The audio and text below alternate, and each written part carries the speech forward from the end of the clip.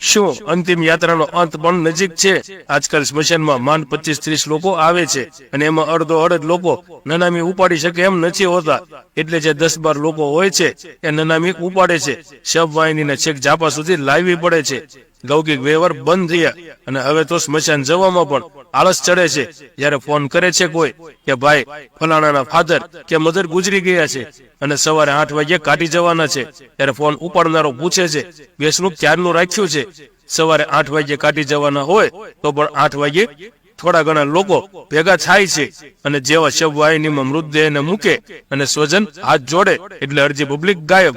અને સ્મશાનમાં ઇલેક્ટ્રિક ભઠ્ઠીમાં મૂક્યા પછી બીજી અડધી અને છેલ્લે અસ્થિ લેતી વખતે માંડ 5-7 જણા ઉભા હોય છે. સ્મશાનેથી ઘેર આવી અને કોગળા કરી મોઢું ધોઈને પછી ઘરોમાં જુઓ તો 5-7 જણા માંડ બચ્યા હોય. કોણ જમાડે એમને? કોણ આખી રાતના ઉજાગરા વાળાને અને સ્વજનોને ગુમાવ્યાના આઘાતથી બહાર લાવે? આ નવી ગોઠવાયેલી સમાજ વ્યવસ્થા હવે નામશેષ થતી જાય છે. કોઈના સ્વજનના મૃત્યુની ક્ષણો સાચવવી એવી ભાવના આજે 20-20 વર્ષના સંબંધો હોય, ભલે ને ધંધાકીય સંબંધ હોય તો પણ જનતાને આબડવા જેવું તો દૂર રહ્યું. બેસણામાં જતા જોર આવે છે.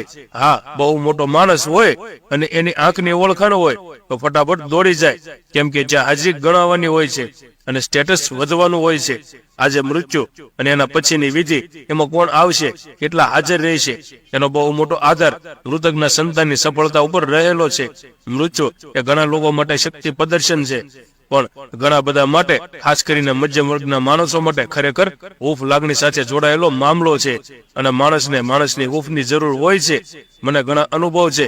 વર્ષોના વર્ષો મળ્યા ના હોઈએ અને ક્યારેક આવા પ્રસંગે ગયા હોઈએ ત્યારે ખભે માથું મૂકીને મૃતકની દીકરી કે દીકરો રડી પડે છે.